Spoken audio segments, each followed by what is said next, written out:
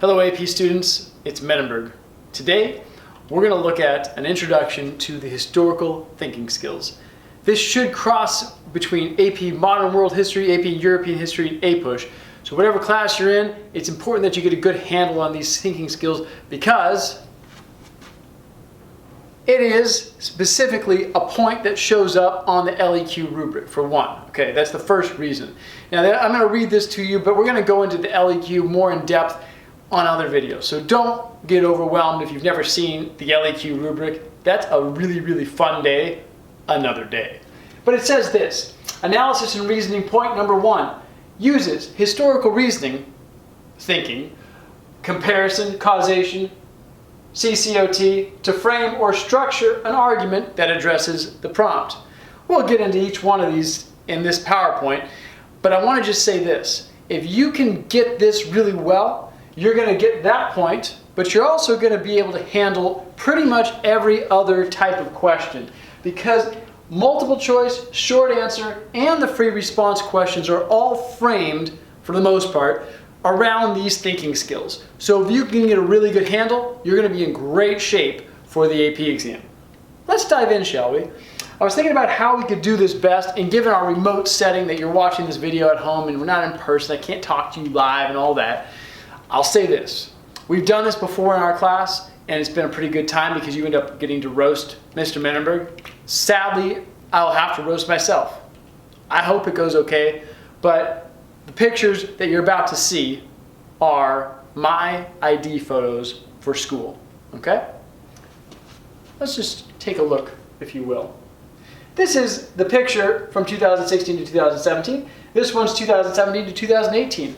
1 year apart. And as you may or may not be able to tell from this image, they are very similar, okay? So what we are going to do is we are going to try to identify 3 differences and 3 similarities. It's going to take some doing, so I'm going to help us, okay? This, by the way, is our introduction to the comparison historical thinking skill. Comparison is exactly that. It is explaining similarities and differences, and maybe even understanding why those similarities and why those differences exist. All right, let's take a look. All right, first, in this picture on the left, you should see there's a little bit more facial hair than in this picture. That's a difference. Good. In this picture, the later one, it's hard to tell this, but there's actually a little bit more gray hair, particularly on the side of the temples here. Now, if you're looking at this video now, you're looking at me and you're like, wow, it has not been that long, and yet here you are, much more gray. Watch it. Next, another difference is the head. My head is tilted a little bit more to the right in this picture. If you get out a protractor, you'll see I'm a little bit more vertical, a little bit more to the right on this one. Minute, but a difference nonetheless. Let's look at our similarities. Excuse me, we got another difference. Different years, that's a more obvious one. Here's another difference. We have a worn out ID card at the top. There's like a bite out of it. I don't know, maybe I got hungry. It's hard to say in these uncertain times what happened.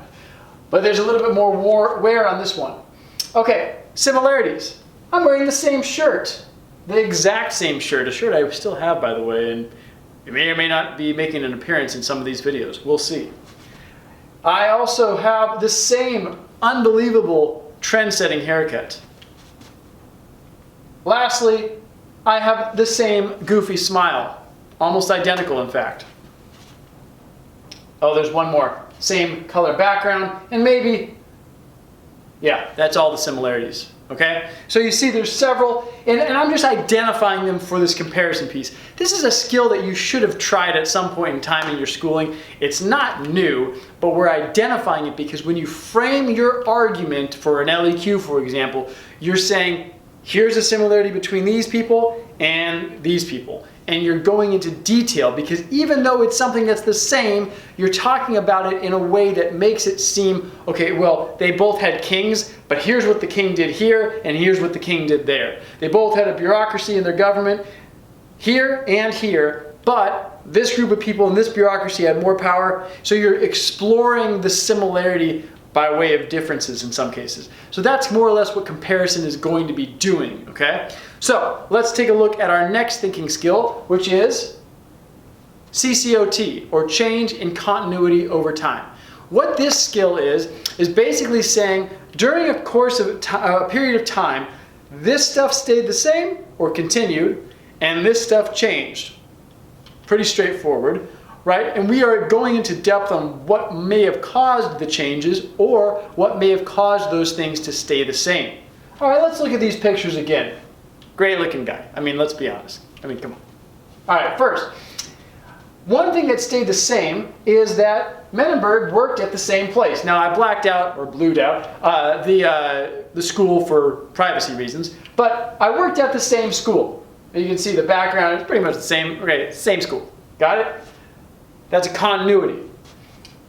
In addition, I continued my trend-setting sense of style, my fashion sense. Stayed the same, okay? It stayed the same.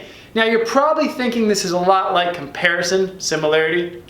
It is, but we're in this case, we're going through time, through a time period. So comparison it could be at the exact same time period in two different regions, for example, right? Same time period, but there's a similarity between these places in time. In this case, we're going two different time periods, so 2016 to 17, 2017 to 18. I still have the same sense of style across both those time periods. See the difference? I had the same position or job. Staff. Staff. Obviously, whoever hired me, probably regretting it. That's okay. But throughout those time periods, I had the same exact job. And here's a change, okay? Here's something that changed from one time period to the next time period. I got more gray hair. We kind of covered that in the earlier one. So again, a difference here, this is the comparison piece. It could be the same exact time period, and let's just say they're different people, and we're comparing the difference. This person here has less gray hair than this person here. In the case of a continuity or change over time is the key phrase. Over time, I got more gray hair, right? In the next time period, I got more gray hair. Here, the legend of AP World grew at the school, which is not pictured here, but it's something that you should be aware of. The legend of our class grew. So during this time period, we saw a wild explosion of enrollment for our class because the legend grew. Okay? Lastly, we have one more thinking skill. This thinking skill is called causation. So when we look at those changes, we want to explore what perhaps caused those changes and what were the effects of these changes. Okay, so again, causation is simply cause and effect. Nothing that we haven't looked at before in other classes that you've taken, particularly probably with science in this case, but you are familiar with this. It's just identifying it and applying it to a new content area, AP History. So that's why we're exploring this again. All right, so what caused these changes? First, we have a kid. Okay, you didn't know this about me, but between in March of 2017, I had my first kid. My first kid was born. So that may have led to more gray hair in this next picture. Fair to say that, right? Next, last year's class spread the word. Okay, this is one of the changes is that the class numbers grew exponentially. So this class spread the word to the lower classmen, and then a lot of lower classmen joined up in this year, and therefore the enrollment went up. Okay, so that caused the change in the legend and the enrollment and all that. Last year's class also did really, really well on the exam. So this class, 2016, 2017, they did really well on the AP exam, and that success translates to more people wanting to take the class here. So that is a cause of the greater enrollment during this year. Now let's turn it over to effects. So again, because students did well, an effect is more students are enrolling in AP World. Makes sense? If students are doing very poorly, it discourages other people in future classes from joining. They don't want to fail, they want to do well. Well, if everyone's doing well, more kids are going to join. And every year since these years, more students have signed up for AP World. Just goes to show we're doing something right, I think. Next. Now, an effect of the increased gray hair is I probably look wiser. I mean, that's subjective, maybe. But I think you'll agree that more people are trustworthy with gray hair than those without. Just throwing that out there, trying to, stir the pot, if you will. Hopefully that's a controversial statement. Please leave a comment. Let me know what you really think. Okay? Now, with that additional enrollment, with those really high test scores on the AP exam from previous classes, what that also does, an inadvertent effect, is that adds pressure to Mr. Menenberg, because people who are enrolling in my class expect to do well. They think that because earlier students did well, they take the class, they are going to do well. That's added pressure to me though. I like the pressure, it's good, it's healthy, but at the same time, it is an effect of that kind of reputation that is being built in this class, etc. Okay, so you can see the point though.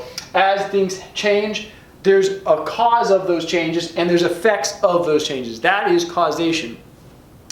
And so in later videos, we're going to explore specific prompts and explain which one of these thinking skills it best exemplifies and how to frame and structure your argument around that.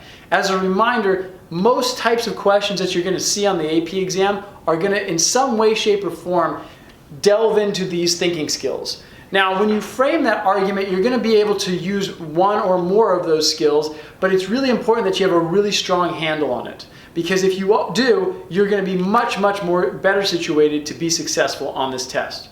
Listen, people, I hope this is helpful. Please write comments, send me messages, let me know what you need clarification on or how I can help going forward. There will be more videos coming up, but stay tuned, subscribe, and as always, remember that life is about choices, my friends. We'll see you next time.